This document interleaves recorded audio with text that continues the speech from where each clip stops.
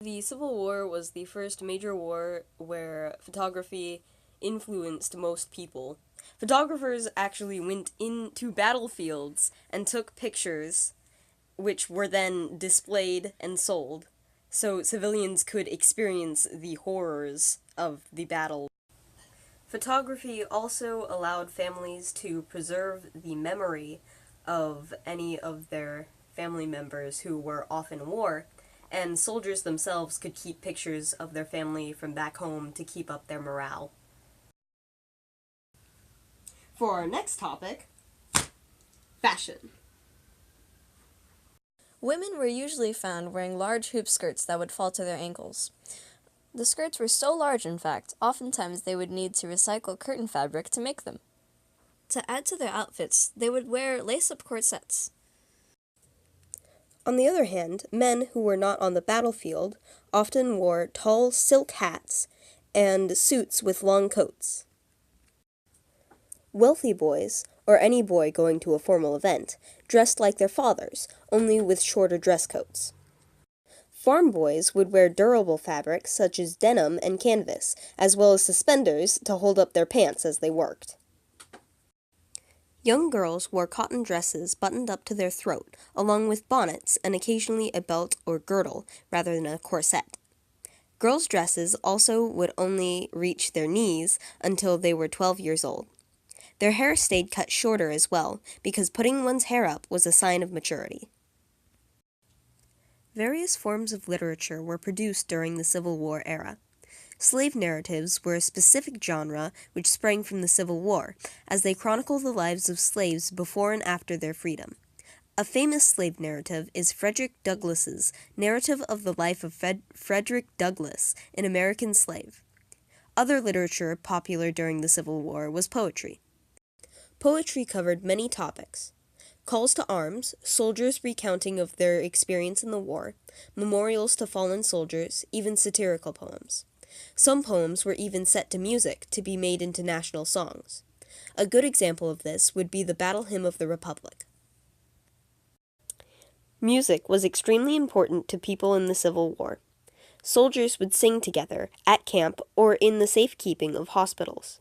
The music could lift their spirits high, as well as help the men bond. This was especially apparent in Confederate troops, as music could give them a sense of national pride and unity.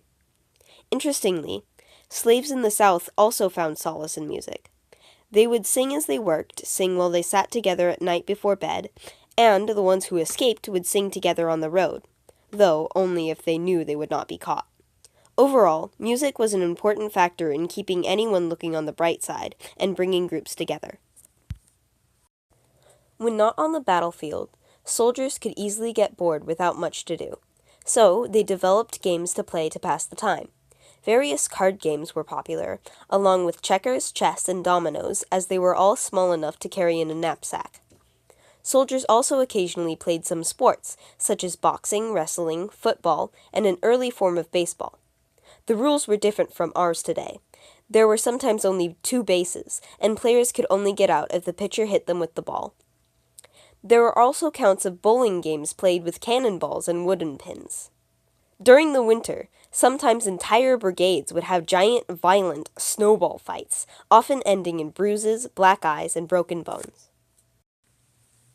Although they were not allowed to fight, women still played an important role in the Civil War.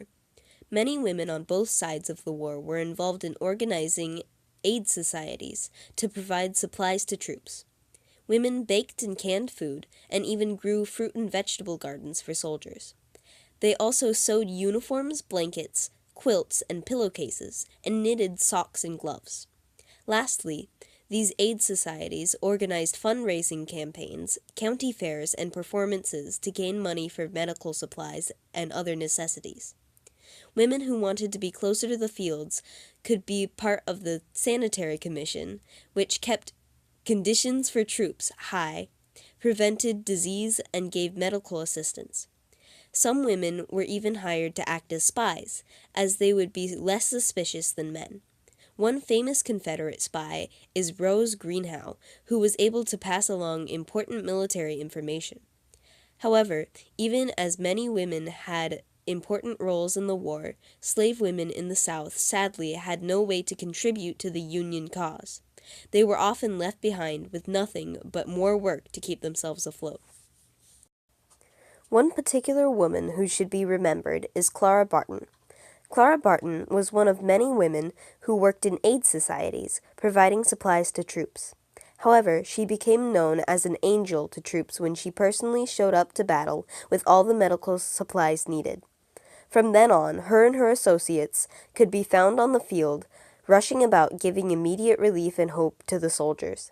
She gave personal support to all the soldiers she nursed, and she identified as many men missing in action as possible. After the war, Barton went on to found the Red Cross on May 21, 1881.